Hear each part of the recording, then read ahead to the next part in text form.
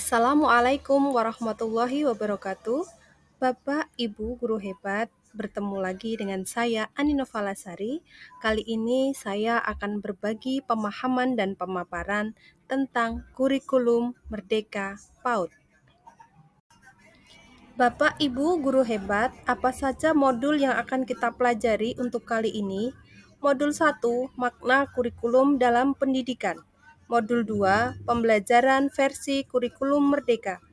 Modul 3, tujuan pendidikan nasional. Modul 4, struktur kurikulum di PAUD. Peran dan fungsi kurikulum dapat kita optimalisasi dalam kerangka sebagai berikut. Mewariskan nilai dan budaya masyarakat yang relevan dengan masa kini, mengembangkan sesuatu yang dibutuhkan saat ini dan masa depan, serta menilai dan memilih sesuatu yang relevan dan kontekstual sebagai kontrol sosial. Menurut pendapat Ki Hajar Dewantara, maksud pendidikan adalah menuntun segala kekuatan kodrat yang ada pada anak agar mereka dapat mencapai keselamatan dan kebahagiaan yang setinggi-tingginya, baik sebagai manusia maupun anggota masyarakat. Maka, demi menuntun kodrat murid kita, pembelajaran termasuk kurikulum yang kita selenggarakan juga harus terus menyesuaikan dengan kebutuhan mereka. Ada beberapa hal yang menjadi alasan mengapa kurikulum oleh pemerintah pusat harus melalui proses adaptasi terlebih dahulu, di antaranya yaitu apakah ada hal yang mengubah kehidupan guru dan murid di sekolah, keadaan sekolah dan lingkungan sekitar yang berbeda, murid yang berbeda pula, perbedaan lingkungan dan ekosistem sekolah, serta perubahan apa yang terus terjadi di sekitar kita. Caranya yaitu dengan merancang KOSP. Penerjemahan kurikulum tidak hanya dipengaruhi oleh faktor geografis, tetapi juga faktor budaya dan sosiologis. Oleh karena itu, KOSP adalah dokumen hidup. KOSP dapat disesuaikan dengan kebutuhan murid. Bapak, Ibu guru hebat, adapun tujuan prinsip umum pembelajaran adalah agar kita mampu memahami konsep dan prinsip pembelajaran yang berpihak pada murid. Ada 5 prinsip pembelajaran, yaitu mempertimbangkan kebutuhan capaian belajar murid saat ini, membangun kapasitas belajar murid menjadi pembelajar sepanjang hayat, mendukung perkembangan kognitif dan karakter murid, menyesuaikan konteks kehidupan murid, dan mengarah pada masa depan yang berkelanjutan. Adakah yang sudah memahami apakah capaian pembelajaran itu? Capaian pembelajaran merupakan kompetensi dan karakter yang ingin dicapai setelah menyelesaikan pembelajaran dalam kurun waktu tertentu.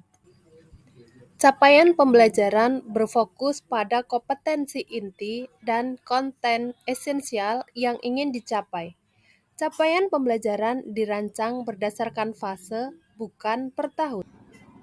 Dalam kurikulum Merdeka ini, capaian pembelajaran dibagi menjadi 6 fase, dimulai dari fase A, kelas 1-2 SD, fase B, 3-4 SD, fase C, 5-6 SD, fase D, 7-9 SMP, fase E, 10 SMA, fase F, 11-12 SMA. Sedangkan PAUD adalah fase pondasi. PAUD menjadi fase pondasi untuk mempersiapkan murid masuk ke fase A.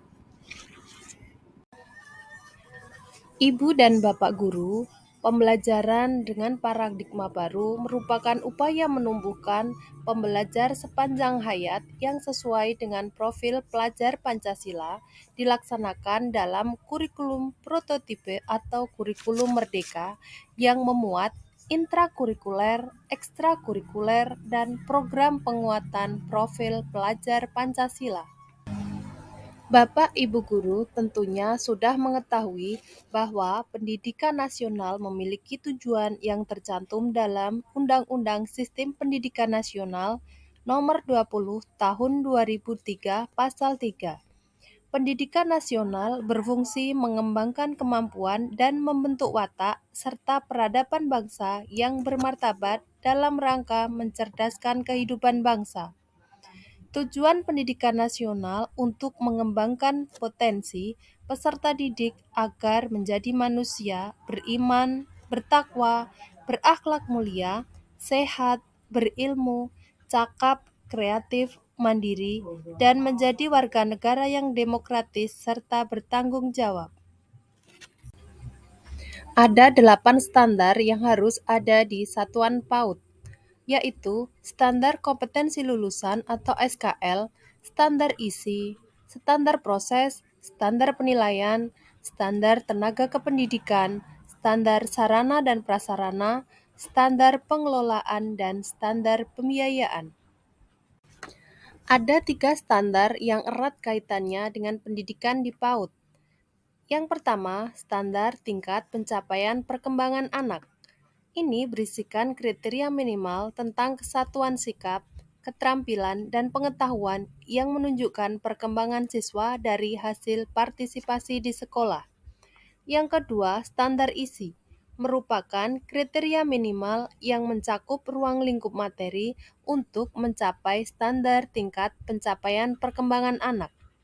Dan yang ketiga, standar proses berisi kriteria minimal dalam proses pembelajaran yang meliputi perencanaan pembelajaran, pelaksanaan pembelajaran, dan penilaian proses pembelajaran.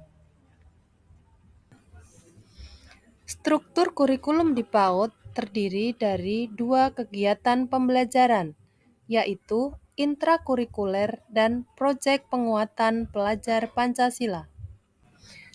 Bagaimanakah pelaksanaan kegiatan pembelajaran intrakurikuler? Yaitu pembelajaran dirancang agar siswa dapat mencapai kemampuan yang tertuang dalam capaian pembelajaran. Satuan bebas memilih ragam pendekatan yang sesuai. Satuan PAUD bebas mengembangkan tema yang kontekstual sesuai karakteristiknya dan dilaporkan melalui rapor atau kemajuan belajar serta alokasi pembelajaran untuk usia 4-6 tahun yaitu 900 menit per minggu. Proyek penguatan pelajar Pancasila, kegiatan dirancang terpisah dari kegiatan intrakurikuler dan bertujuan untuk pengayaan wawasan dan penanaman karakter sejak dini. Dilaksanakan 1-2 kali dalam 1 tahun, dilaksanakan dalam konten perayaan tradisi lokal, hari besar nasional dan internasional, serta menggunakan 4 pilihan tema besar yang ditetapkan pemerintah. Di antaranya, Aku Sayang Bumi, Aku Cinta Indonesia, Kita Semua Bersaudara, dan Imajinasi dan Kreativitasku.